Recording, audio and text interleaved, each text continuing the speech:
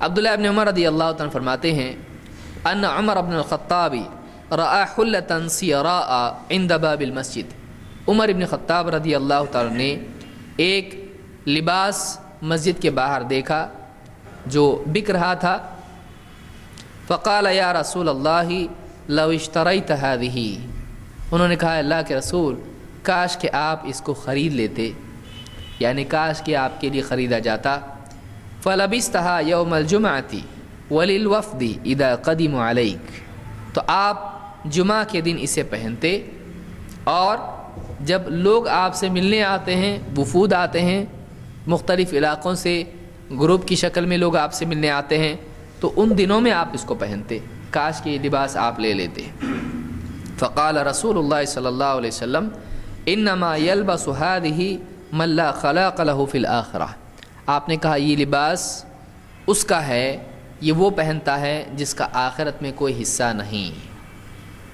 حلۃ سیراء، ریشم کا لباس.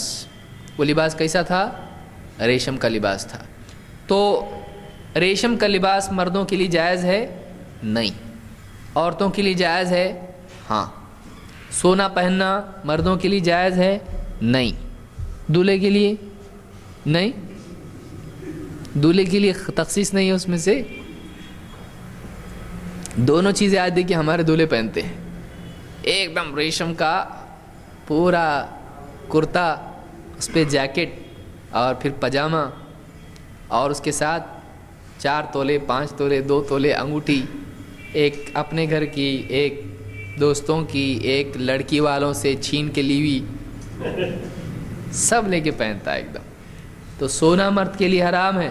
سونا مطلب سونا نہیں، سونا پہننا اور ریشم پہننا دونوں بھی مرد کے لیے کیا ہے؟ حرام ہے.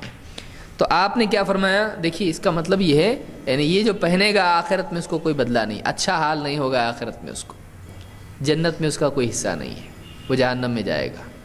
تو انما یلبس هذه من لا خلاق له فی الآخرہ، یہ لباس وہ آدمی پہنتا ہے، یعنی کافروں کا طریقہ ہے، یہ مسلمانوں کا طریقہ نہیں ہے. چونکہ آخرت میں ان کا کوئی حصہ نہیں ہے تو یہ لباس وہ لوگ پہنتے ہیں جو آخرت میں کامیاب ہونے والے نہیں ہیں. ہم ریشم پہنتے نہیں ہیں.